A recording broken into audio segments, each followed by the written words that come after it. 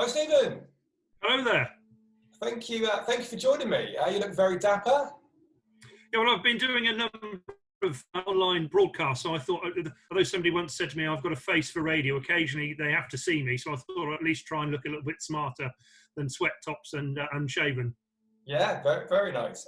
Thank you. Yeah, thank you for joining me today. We were just saying beforehand, I've been a member of the Somerset Chamber for a number of years, but I don't think we sort of always waved across the room or as the busy networking always is. So I'm well aware of what the Chamber do as a Somerset Chamber member. But if you'd like to introduce yourself, tell us what the Chamber is, what you do and how you do it, that would be great. Okay, yeah, my name is Stephen Henagulph. I'm the CEO of Somerset Chamber of Commerce. The Chambers of Commerce is one of a national affiliated to the British Chambers of Commerce, of which we're one of 53. We're accredited. We go through quite a lot of testing and criteria to get that accreditation. My role is to run the county chamber, to work with the 23 town chambers across Somerset, so the Taunton, Wincanton, Yeovil, the Mendip Chambers, Glastonbury, Fulham, etc., and to amplify and recognise at local, regional and national level the challenges that business have, whether that's in the service or manufacturing, whatever sector they're within, both private and public organisations, to champion and to bring to bear the information that the businesses need so that we can get what businesses want to make them to go forward and to improve and to grow and to be represented across the entire county.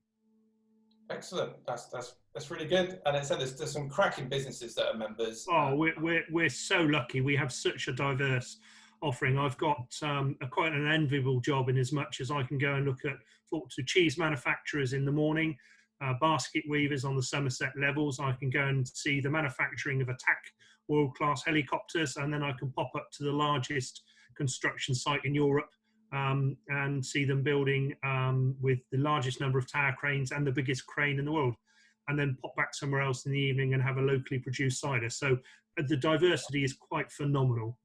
Oh, so that's a dream job there, being able to do all that and meet all the great people in Somerset. I wanted to ask you about, obviously, COVID-19, the pandemic. So you must have been very busy, the team. We've been incredibly busy, and I have to give a massive shout of appreciation and thanks to my hard-working team. We adopted a very simple process, which we wanted to deliver quality information directly from central government or directly from reputable sources, i.e. the British Chambers of Commerce.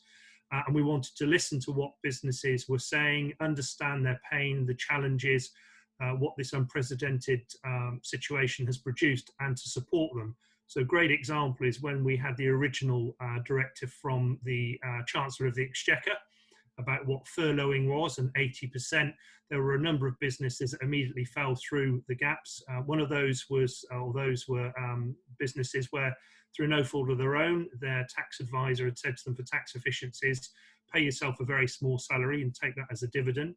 They fell through the cracks. Some other businesses, self-employed people fell through the cracks. And we also heard very quickly with the coronavirus business interruption loan scheme that it was pretty disjointed and challenging. And we were having members tell us that they were expected to deliver quite harsh practical or private guarantees, personal guarantees, and that the requirement from the banks was pretty difficult. I mean, subsequently, since then, we've seen, obviously, the bounce back loans come into play, which is great. And it's also about advising businesses, quite frankly, the difference between a grant, which is money that doesn't need to go back, and a loan, which is money that does need to go back. And that might sound very simplistic, but some businesses have been incredibly fortunate under the rural rate or small business rate relief. Part of the £151 million that was put into Somerset County Council coffers via central government and then distributed through the 4 district councils has been passed on to those businesses. Others have still fallen between a rock and a hard place, and my job is to make sure that all businesses in Somerset come out of this wretched situation at least able to trade and to move forward and to start again. Yeah, but we're one of those businesses that fell through the cracks. We're one of the ones that in one of the earlier videos was talking to, the money, what happens in in central government, and then the ripple effect, and then unpicking all that information when it comes back on a local level. So we're still working through, hoping to apply for the grants. I think there's another, for those 5%, the people that don't qualify for small business rates relief, but have a shared office, we're hoping to kind of look for some support there. And that's another example of where on that shared office, it's the actual landlord that may have received it, but the individual tenants haven't, and they're equally as deserving, but we need to find out a way of doing that. We understand that there will be a discretionary amount of money possibly left over from the 151 million that was originally allocated to Somerset and cascaded down to the 4 districts, but that's still in discussion. Yeah, I've been looking for daily updates of what the latest is with that. And and is that one of the main concerns? Is it access to loans and grants, or are there other issues that are popping up with sort of chamber members that you're lobbying back to government? Yeah, it's an incredibly diverse business landscape. You know, we've got some organisations that are in manufacturing that are working and supporting the NHS, that are working 24 hours a day, 7 days a week, you know, double, triple shift patterns, and producing some high quality materials that go into our well-deserving NHS. There are other businesses that are almost completely locked down in hibernation, where they furloughed the vast majority of their staff, and others that are facing some very difficult decisions, particularly in our hospitality, destination marketing, visitor attractions. You know, I've said time and time again that we've lost Mother's Day, we've lost Easter, we've lost 2 bank holidays, we've lost half term. It's going to break into the summer holidays. Our businesses that rely on both destination and visitor markets are going to really suffer in 2020 and possibly not see any form of recovery until 2021. So our job is to try and find ways to help them. The furloughing scheme really is a sticking plaster in terms of supporting them for cash flow. The grants are great if you fall into the category where you're able to receive those grants. You then move into civils and bounce back. Both of those are loans, and really you need to have had a pretty buoyant business before Corona COVID-19 hit to qualify. And if you haven't got that, it's a challenging landscape. So we've seen a real cross section. Most recessions affect everybody. I think the way that it was described to me, which is probably the best way, is we're all in this storm, we're just in different boats. No. Yes, that's absolutely true. And I'm originally from Minehead, living now, but obviously mine has been completely rocked. You know, one of the biggest, you know, obviously Butlins as a company that brings a lot of people to particularly Minehead, Exmoor, etc. And those businesses in the town centres that rely, you know, on the income from tourists, and of course, so then goes on to our B&Bs and our caravan parks, and so all that's going to take a long time for those people to recover, isn't it? Yeah, huge. And one of the things you asked earlier on about our relationship and our responsibility as a business representing organisation, you know, we lobbied very hard to central government immediately the furloughing was announced. It was clear that we needed an extension to the furloughing scheme. That, you know, frankly, there was a point where had we not had notification of the extension of furlough, businesses would have had to have started the redundancy notification period. Yeah. And that's not something that businesses want to start lightly, or indeed start and then stop, because these are people, these are workers we're talking about who've been with these organisations for many, many years. So we lobbied very hard, along with the other major business groups. I have to say that we worked in the Big Four through the British Chambers of Commerce, and the furloughing extension was granted. And now there's 80%, as I'm sure you're aware, till the end of July. Yeah. And then from August to October, we're waiting to see whether that will be a request for employers to contribute to the furloughing, whether the government's going to reduce it down to say 50 or 60%. We don't know yet, and not require a contribution. But these are the questions that businesses are asking us while they're still trying to get on with what they do, because the furloughing and other things have only been a sticking plaster to help cash flow. They need to get back into either manufacturing or the service area. They need to get back to work. And it's been interesting to see that timeline of how the business originally impacted, and some businesses have tried to, you know, have successfully pivoted what they're doing. I was speaking to somebody the other day about somebody that usually is a B2B business, and they've adopted B2C, and their business has taken off for something they wouldn't have really looked at before. Whereas some people, it's just waiting for that news they need to make the right decisions, and it has been, for some, it's been very slow process to decide what to do. And we've seen entrepreneurs and clever businesses look at how do they change their business model. I know we were talking to the hospitality, catering, events industry, some fairly big players across the whole of Somerset in one of our webinars just over a week ago. And Haynes Motor Museum is a great example where they've now taken their online shop or their shop and put it online. So they recognise with Father's Day coming, there's an opportunity to sell memorabilia, motoring souvenirs and products from the shop online to a broader audience. And that's a way where they've tried to support the lack of footfall they're getting at the moment. We also know of other businesses that have actually taken what they delivered in a networking environment to a digital platform and done it very successfully. The likes of Zoom, where you can buy a professional license, form breakout rooms, show documentation. So businesses, I've always said, have been fairly resilient. They're able to change.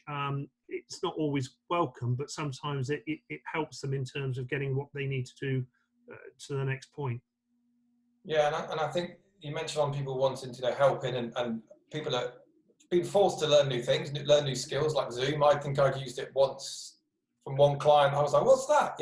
I consider myself quite techie. I'm a designer, I'm online.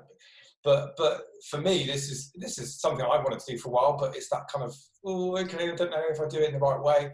But I've seen the people I know from my network, I've seen them gaining confidence. I've seen them, friendships, even though we're further apart, business relationships have grown or nurtured because everyone's in the same boat. And where you've got villages and towns where all the community is stepping up, helping out the vulnerable, and this, which has been amazing to see.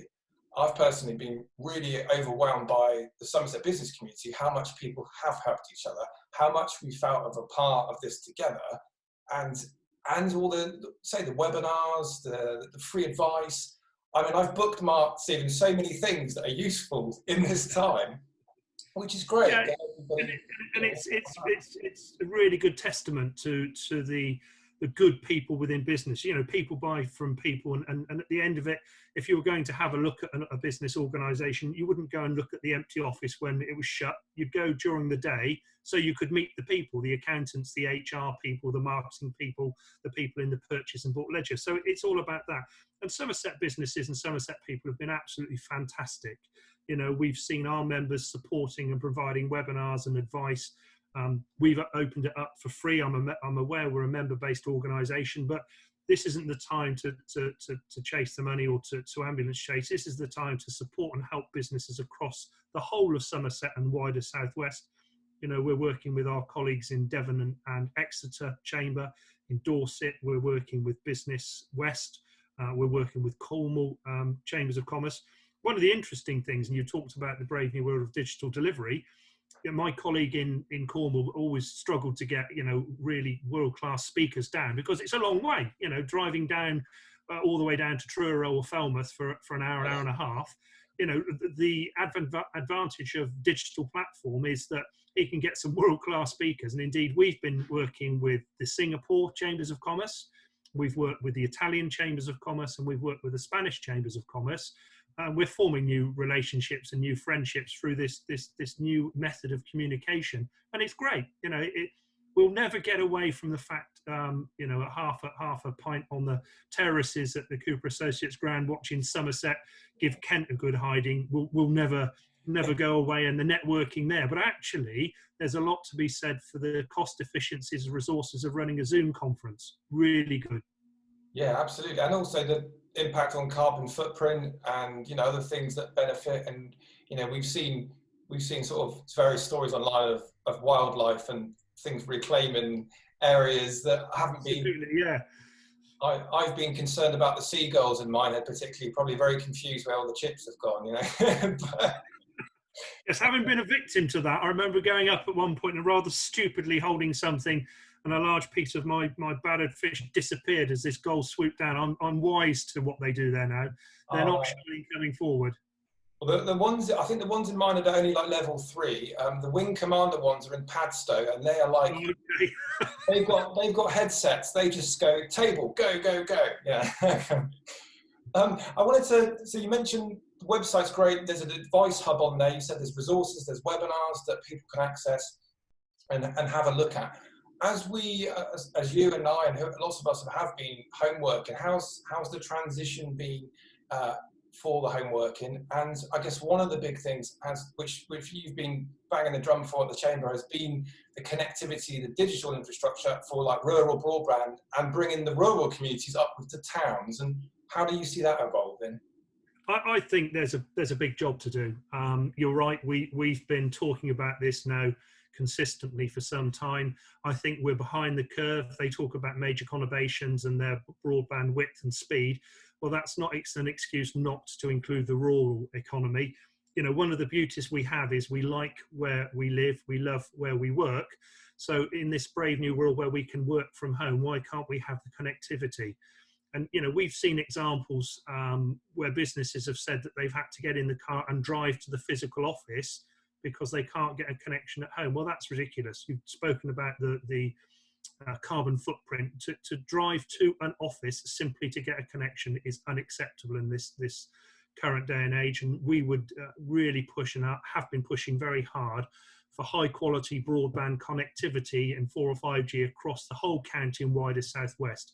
We deserve it. We can deliver to it. You know, we have innovation and great businesses, and it should not be a reason for us not to move forward. So you will hear the Chambers of Commerce champion again and again and again about getting really good quality connectivity.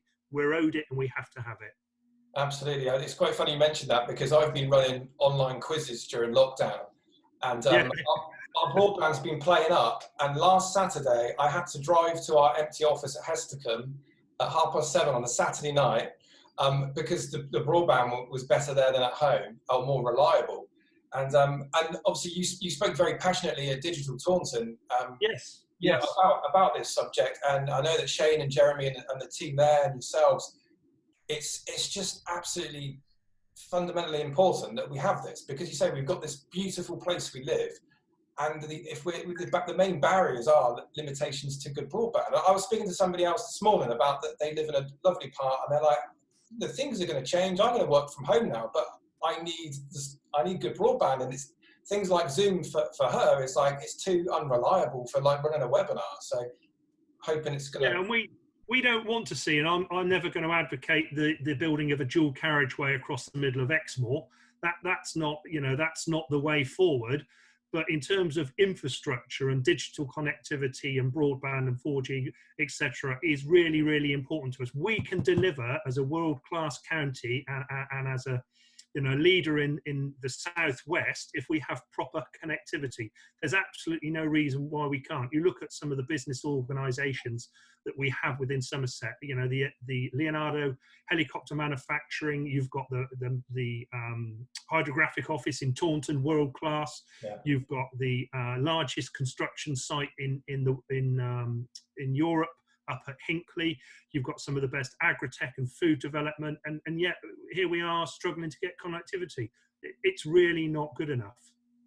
Yeah, I really look forward to this, continuing and more lobbying and pushing the agenda on that, because what I've really enjoyed about doing this channel is speaking to the various people. So Laura from OD Talent Solutions, in terms of recruitment point of view, we were discussing about, it's not always about salary as the top thing now, Someone wants to live in Somerset and live in a beautiful part of the world and maybe have a job that's gives more freedom, more work-life balance.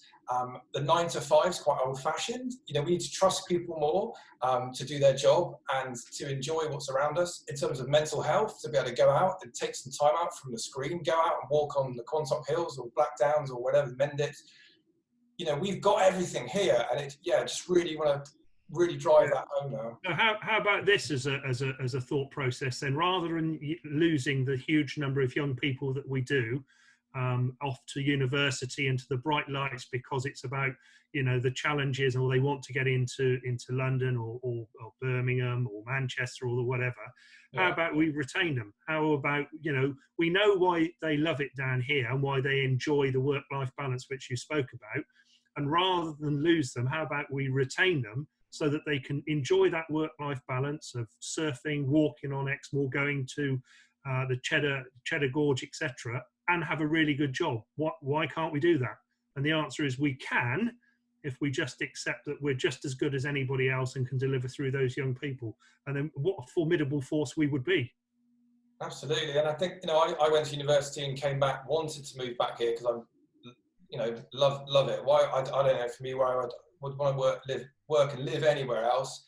And you say retaining that talent from colleges, that we've got everything here. And if we've got the digital connectivity, if we've got businesses, it's an attractive offer to come and relocate or, employ more jobs in Somerset, and also build on the Somerset brand as a brand of what Somerset is and what we stand for. Obviously the heritage is important, the cricket, the cider and all those things, and the food, but building the digital side, making us more connected online as well as the events we go to. I think it's an exciting time, I think. Absolutely. There is no reason why we can't own and be champions in artificial intelligence, in big data, in robotics, in clean growth. There's no reason. This is not the right of the Northern Powerhouse or the Midlands Engine or the Oxford Cambridge Arc. This is our right, and we can have it, and we should have it here in the Southwest. Absolutely. And I think someone springs to mind when you mention robotics, like singing instruments, Hello, Harry. I know Harry very well. I went to the same primary school as him and his brother. World-class work going on in Roadwater, in West Somerset. We've got it all. And I think it's just exciting to see stuff happen, push the agenda more, make more people be proud to be from here, to encourage more people to be employed, to stay here, like you say, retain our talent. And I think it's those positives that come out of something that has been a terrible time for lots of people, and it will take time to get back to what it was. I'm hoping that for those in the hospitality industry and stuff, that there will be a bottleneck, that when we can go out and do more, there's going to be people that want to celebrate birthdays that they've missed in lockdown, is to go out and do those things and keep things local, put money back into the local economy as well, supporting local. Yeah, indeed. I mean, and one of the common parts of the commentary from our last webinar with the hospitality events and destination companies was that, look, we can self-police. The supermarkets have been able to do it. We understand what safe distancing is. We understand what hygiene in terms of providing hand wash, etc. But you've got to let us get on with it. Don't treat us all in the same way. We're a rural economy with lots of events which are visitor or single day tripper destinations. We need to start coming back to work. We were delighted that furloughing was extended, and we're delighted that enables those types of businesses to start that quite challenging but rewarding bit of coming back into work. And the quicker we can get them back and operational, and there will be some changes. We know that. I can't see in the next couple of months any large, huge crowds gathering and ignoring social distancing. So some of the events that we attend may be slightly different, but certainly for our destinations like the Haynes and Cheddar, etc., they can self-police, and we should be encouraging that to open up. Yeah, absolutely. I think a lot of it is common sense and considering others, and just all working together on the same plan. And the sooner it happens, the quicker things will return to some kind of normality. But also, people talk about the new norm, getting back to the normal way, but taking the things we can tweak. Take the normal that we like and fix the rest of it. I think, some of the stuff that we can do that, like I said, I've talked about doing, world-class speakers online, doing that. I think it's opened up people's minds a little bit to possibilities. Actually, and for a lot of people, video is quite daunting to do, even just sat on a Zoom call, but it's just doing it. And after you've done things a while, it's like, well, actually, this is happening now. I can kind of see what I can do here, It's no different from any of the networking events that we run. We hold events with the Bank of England, the Economic Forum, etc. But these are now through that piece of equipment in front of you, the laptop, or through the tablet, or through the phone. It's the same process. It's an introduction. This is who I am. This is what I do, and I'd like to talk to you. And we know that you can get breakout rooms on Zoom. You can get the meetings controlled. You can raise questions, you can show documentation. Brilliant. And I said to you, we've been on a number of calls now with the Chamber of Commerce from Singapore. And if you'd have asked me 6 months ago would I have been doing that, I would probably have said no. Yeah, and that's great to see, and it's, you know, adds more weight and more value to the chamber as the members that we already get already with the events and support and the advice and, you know, everything that goes on. And yeah, I mean, we're very excited with building on this series now, and it's something that's kind of allows you to take a step back in lockdown to think where you're going and where you want to go. So yeah, we're quite excited for what we do going forward. I think it's great. It's, you know, as I said to you, I've watched some of them. I think they're really informative and useful. And it's a new channel. You know, it's another way of communicating and getting that message out there and amplifying what you're doing. Yeah, well, watch this space on that. It's been wonderful chatting to you, and look forward to catching up with you some more at some events soon. Thank you. One thing I ask people, I don't know if you, at the end of the videos, if you were in the role you do now, Stephen, Yes. what would you do instead? Or what did you want to be when you left school? Well, they're two very different things. When I left school, I wanted to be a career soldier. I wanted to join the army and do that. And fortunately, wasn't able to do that. I managed to break my legs a couple of times and other things. So I didn't follow that pursuit. What am I? I'm an incredibly frustrated engineer. I have a couple of old Land Rovers, and you'll see behind you pictures of aircraft and motor racing cars. I would be no happier than tinkering under the bonnet of something or other, you know, changing the carburetor or playing around in the garage and doing that. And I find that quite therapeutic. But so the answer is, you know, if my numbers came up on the lottery, I would probably buy some disused garage and try and repair and restore old cars. Probably not very well, but I'd be very happy doing it. Excellent. Well, there's a chance there for your own Zoom channel for other people to get together around the world. The Tinkering Club. There we go. Heard it here first. Always mindful of that, you know, you come out and somebody says to you, "Oh, look, you've put it all back together," and you're smiling very happily, and then they point out, "Look, you've managed to keep all those bits as well," and you suddenly sort of your eyes roll and think, yeah. I did that the other day when I took our Hoover apart, and my wife said, "Is this getting?" Yeah. I know how you feel there. Absolutely. Yeah. Well, thank you for joining me today. It's been Thank you. It's been a pleasure. To catch up to you. Keep up the good work. Well, please pass on our thanks to the rest of the team, and I'll share some resources available for people to have a look online, and the webinars and support there. And hopefully sooner rather than later, as things unfold, as we get back to work and there's more clearance, more clarity, from central government on what support's available, that we can, if we move forwards in a positive way. I look forward to it, and it's good to talk to you. Thank you for your time. Brilliant. Thanks, Stephen. Okay. Bye-bye. Bye now. Bye.